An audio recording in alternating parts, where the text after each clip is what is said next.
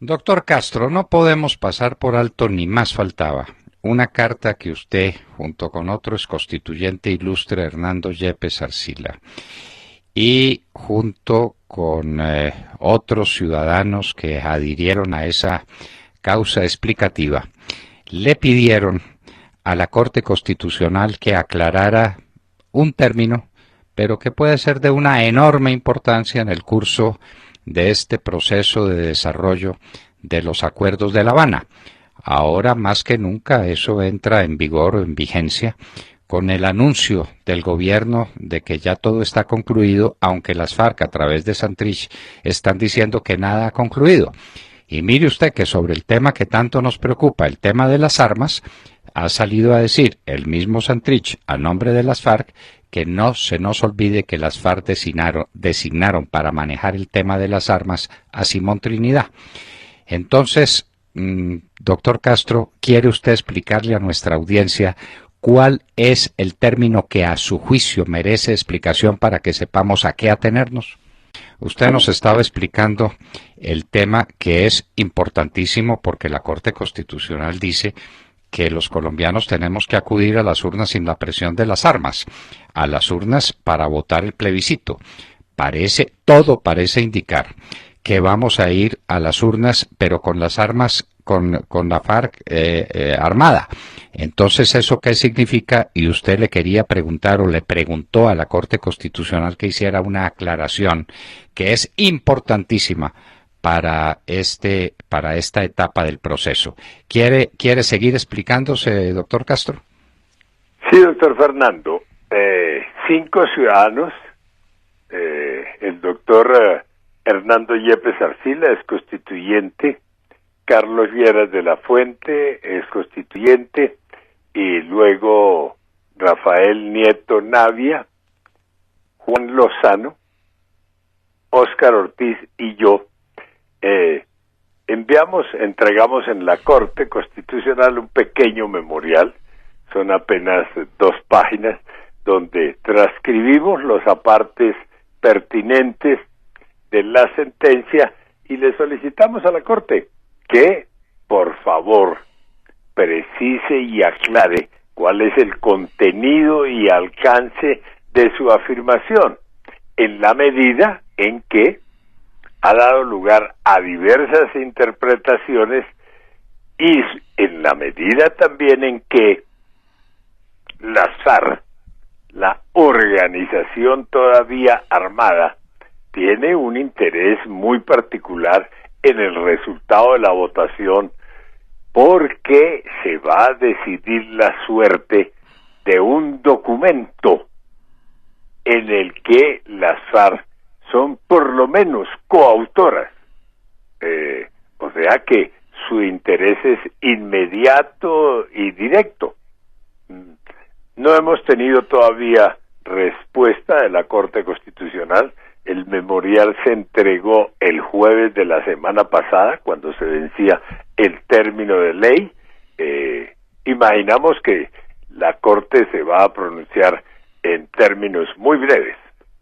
Esa es la situación del tema, que como usted ha dicho, doctor Fernando, reviste importancia capital. Importancia capital. Yo recordaba mientras usted hablaba un trabajo de uno de los grandes juristas de América, Sebastián Soler, cuando hablaba, el librito es casi un opúsculo, pero es un libro pequeño que se llama Las palabras de la ley. El legislador se expresa a través de palabras y las palabras tienen que ser suficientemente claras como para que la ley pueda tener mandato, porque si las palabras son ambiguas, porque si las palabras no son precisas, el destinatario de la norma legal no sabe qué hacer, no sabe cómo debe ser su conducta. Y esto es definitivo, porque si las FARC deben deponer las armas, ¿eso qué significa? Es condición previa para el famoso plebiscito que las FARC depongan las armas. Lo dice la Corte Constitucional. ¿Y qué es deponer? ¿Qué están entendiendo ellos por deponer las armas? Esa es una claridad que el pueblo colombiano se merece, doctor Castro. Pues ¿cómo vamos a ir a un debate electoral cuando una de las partes fundamentales está llena de fusiles y llena de misiles y llena de toda clase de armamentos? Pues eso es absolutamente imposible. Así prometan que no los van a usar, pero el solo hecho que los tengan supone ya un factor intimidatorio suficiente para que quede empañado ese debate electoral. Ustedes no han tenido entonces respuesta ni noticia grande ni pequeña de la Corte Constitucional sobre su memorial. Hasta el momento ninguna, como usted lo ha señalado, solo la Corte con autoridad puede interpretar sus determinaciones. A nadie más le está dado, en este caso, decir, fue esto lo que la Corte quiso decir.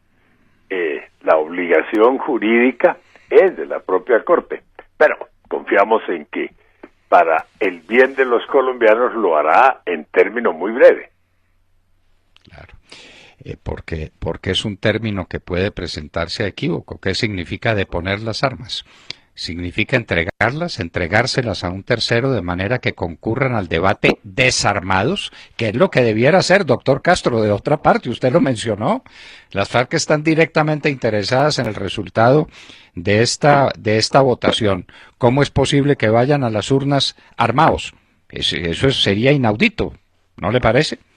Sin duda alguna, esa debe ser la interpretación lógica de lo que dijo la Corte, pero como el gobierno y personas muy cercanas al gobierno tienen otra interpretación y al fin de cuentas el gobierno es la autoridad que debe garantizar que se cumpla la sentencia de la Corte, conviene, no solo conviene, es necesario que la Corte precise, concrete, en forma que no dé lugar a más interpretaciones, lo que fue su determinación inicial. Ese es un tema fundamental porque estamos hablando de un proceso de paz. Y la paz armada, pues esa es una expresión bien conflictiva de suyo y bien contradictoria, sobre todo si armado es una de las partes y los demás ciudadanos estamos desarmados como hemos estado siempre, doctor Castro. Pues es que aquí no estamos inventando nada nuevo. Los colombianos vamos a las urnas desarmados. Esa es por definición, por antonomasia, la condición fundamental de unas elecciones limpias y de unas elecciones tranquilas. Es que todos concurrimos a las urnas desarmados. Las FARC lo estarán en el momento de la votación. Esa es la gran cuestión que la Corte Constitucional tiene que decidir. Hay interpretaciones que se llama interpretación auténtica, que la hace el propio legislador cuando se trata de una ley. Pero si se trata de una sentencia de la Corte Constitucional que tiene los efectos que tiene, es la Corte Constitucional la que tiene que hacer esa interpretación auténtica, que seguramente es a lo que ustedes se están refiriendo, ¿verdad? Sin duda alguna, ese es el sentido de la petición que formulamos. Muy bien. Ya pues el señor Santrich le puso otra pata a este gato en la noche de anoche o en la madrugada de hoy, no sé si usted la vio, donde dice que las FARC recuerdan que para todo el manejo de la cuestión de las armas ellas designaron a Simón Trinidad. De manera que tenemos que empezar por esperar a ver si el señor Obama le da una especie de amnistía o de indulto al señor Simón Trinidad para que salga de la cárcel de los Estados Unidos donde está recluido por los delitos que cometió contra ciudadanos americanos y que lo tendrán muchos años más en esa cárcel para que venga a coordinar el tema de las armas, en cuyo caso nos parece que vamos a tener que esperar un largo rato, ¿no? Sin duda alguna, hace unas pocas semanas las FARC habían advertido que no habría firma del acuerdo final y no habría desplazamiento de sus efectivos hacia las zonas de transición si, en primer lugar, no se expedía una ley de amnistía. Expresamente utilizaron la expresión ley de amnistía. Parece que cambiaron. Claro, la ley puede tomar unas semanas en el Congreso, aunque no muchas, y están tratando de definir o definieron ya el acuerdo sobre amnistía y asumen que ese acuerdo será aprobado por el Congreso de la República, que haría las veces de oficina notarial. Allá se va a protocolizar el ejercicio de las funciones legislativas por parte de la Mesa de La Habana. Dijeron igualmente que se requería la realización de una conferencia guerrillera. Creo que era la 10ª conferencia guerrillera de las FARC, porque las han venido numerando a medida que han venido teniendo lugar, que reuniría a los comandantes de los distintos frentes, sus estados mayores. Y ojo, que era esa conferencia guerrillera la que, a nombre de las FARC, diría si aceptaba o no lo que hubiesen acordado en La Habana, antes de que los colombianos, como ciudadanos en las urnas, hubiésemos dicho, estamos de acuerdo con los pactos suscritos en La Habana. Era la cumbre guerrillera, la conferencia guerrillera, la que iba a hacer ese pronunciamiento. Solo después de ello se suscribiría el acuerdo final. Y ojo, el desplazamiento de los efectivos de las FARC a las zonas de transición solo se produciría una vez que el Estado hubiese empezado a cumplir los acuerdos suscritos. Y expresamente hablaban una vez que el Estado hubiese garantizado seguridad jurídica. Imagina uno que se referían a la amnistía. Seguridad social. Imagina uno que se refería a las condiciones de empleo, de reinserción de los guerrilleros a la vida ordinaria de la nación, seguramente al monto del estipendio, del bono, del salario que durante algún tiempo recibirían los efectivos de las FARC, y seguridad política. Yo entendí que cuando hablaban de seguridad política se referían a la entrega de las curules que seguramente les asignen, y también la realización en forma inmediata de las elecciones en las circunscripciones especiales de carácter territorial que han dicho van a crear para las áreas geográficas o las zonas más deterioradas por el conflicto o que más han sufrido las consecuencias del conflicto. En fin, era casi que una nueva agenda, un nuevo cronograma que desplazaba los términos de lo que habían acordado inicialmente. Uno no sabe si las FARC en este momento mantienen esas exigencias o si las han venido cambiando. Uno no sabe porque lo que dijeron anoche era que habían quedado cerradas las negociaciones, que todo había quedado resuelto, pero no conocemos el papelito. Los colombianos no tenemos derecho a saber qué fue lo que se acordó. Supuestamente en nuestro nombre, por lo pronto en nombre del gobierno nacional, con estos bandidos, para contestar a esas preguntas que usted hace tan oportunamente. Al fin, ¿esto cómo va a ser? Vamos a concurrir a las urnas cuando la contraparte está armada hasta los dientes y mostrando las armas en las regiones en las que tienen influencia, en las 23 regiones que se les van a otorgar. Esas 23 regiones, ¿de qué tamaño van a ser? ¿Cómo es la cuestión de la dejación, entrega o deposición de las armas? ¿Y en favor de quién y con quién? ¿Y eso va a ser una condición previa como lo exige la Corte Constitucional o no lo va a ser? Es decir, estamos llenos de preguntas sin respuestas, doctor Castro. En el momento en que conozcamos esos papeles, de seguro que lo molestaremos a usted de nuevo para que hagamos una nueva interpretación de cuál es el alcance que ellos tienen y de cuál va a ser el siguiente paso que se dé en el proceso. Las FARC harán su conferencia. A esa conferencia seguramente serán conducidos por la Cruz Roja Internacional, irán con armas en la mano, sin armas en la mano. ¿En qué lugar del país van a celebrar la conferencia?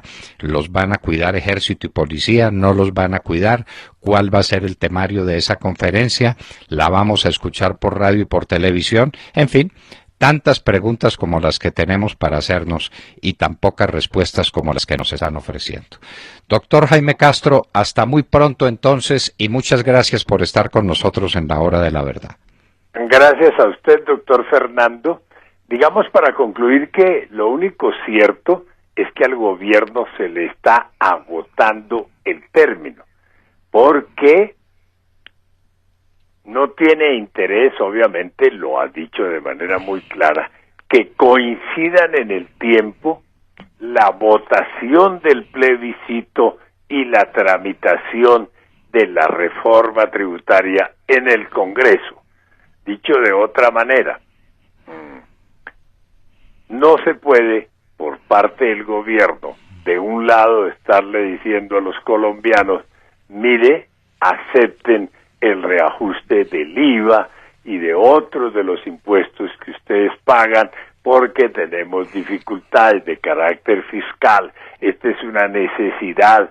Si no, las calificadoras de riesgos nos bajan la calificación y las consecuencias económicas para el país son muy graves.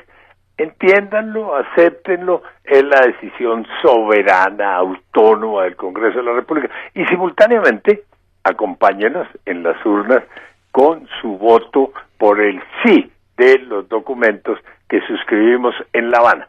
Eso, el gobierno ha sido expreso, es algo que no puede ocurrir. No deben coincidir en el tiempo esos dos procesos. De manera que, si el acuerdo final no se firma en términos de horas o de breves días, esa superposición de los dos procesos se termina dando con consecuencias muy aleatorias, muy difíciles de prever en términos electorales. Doctor Castro, más claro es imposible, más claro ni el agua. Vamos a ver pues esto cómo se desarrolla. El gobierno tiene que sacar ya esto para poderse ocupar o para poder ocupar al país en el tema de la reforma tributaria. Ya está hablando con los industriales y con los grandes empresarios para tranquilizarlos, lo que quiere decir que del bulto van a llevar, como dicen coloquialmente, las clases media y las clases más pobres del país, con aumentos en el IVA y con aumentos en toda clase de impuestos para pagar los 3 o 4 puntos del PIB que están en el déficit fiscal, entre 20 y 30, 25 y 30 y tantos billones de pesos que necesita el gobierno urgentemente y que ya empezó a arbitrar. Ayer nos dieron la noticia de que habían lanzado un empréstito nuevo con el nombre de colocación de test por 8 billones de pesos. El pueblo paga, no hay problema, el pueblo paga. Doctor Jaime Castro, de nuevo, muchísimas gracias por estar con nosotros en la Hora de la Verdad. No resisto la tentación, doctor Fernando, de recordar que Timoshenko, que es un hombre enterado, recordó hace algunos meses en El Espectador que cuando el doctor Rafael Pardo era ministro de Defensa, consiguió también que el Congreso decretara unas contribuciones que tendrían destino especial para fortalecimiento de la fuerza pública y garantizó que con esos nuevos recursos el Estado en 18 meses, contados a partir de ese momento, acabaría el problema de las organizaciones subversivas, lograría imponer su autoridad y viviríamos el reino de la paz. ¿Eso hace cuánto? Eso fue el gobierno Gaviria. Qué largo me lo fiáis, ¿no? Los 18 meses se están convirtiendo en 18 años. Tal vez fue que se confundió el doctor Pardo y estaba hablando de 18 años y no de 18 meses. Las contribuciones se pagaron, obviamente, se hicieron efectivas. Pero bueno, a ver, esos afanes de tiempo del gobierno que son explicables, justifican o explican bien el envío de 3 ministros que están allá acuartelados en La Habana, con el refuerzo de 2 grandes estadistas colombianos, miembros del Senado de la República, senadores en Bogotá, plenipotenciarios en La Habana. Me refiero al doctor Roy Barreras y al senador Iván Cepeda. Hágame el favor, hágame el favor. Doctor Castro, muchísimas gracias de nuevo. A usted, señor, muy buen día. Bueno, ese apunte estuvo cómico y estuvo muy bien traído, ¿no? El recuerdo de cómo el doctor Rafael Pardo, ahora ministro del posconflicto, prometió que con los recursos que les estaban entregando en el año 90 o 91, en 18 meses habrían arreglado el tema de la paz en Colombia. En 18 meses. Y se van a cumplir 18 años. Y ahí seguimos en lo que vamos. Al doctor Pardo se le debió olvidar eso, pero el doctor Castro, que tiene buena memoria, nos lo ha recordado. Jaime Castro, ex constituyente del 91, ex ministro de Estado, ex alcalde de Bogotá, estaba con nosotros en La Hora de la Verdad.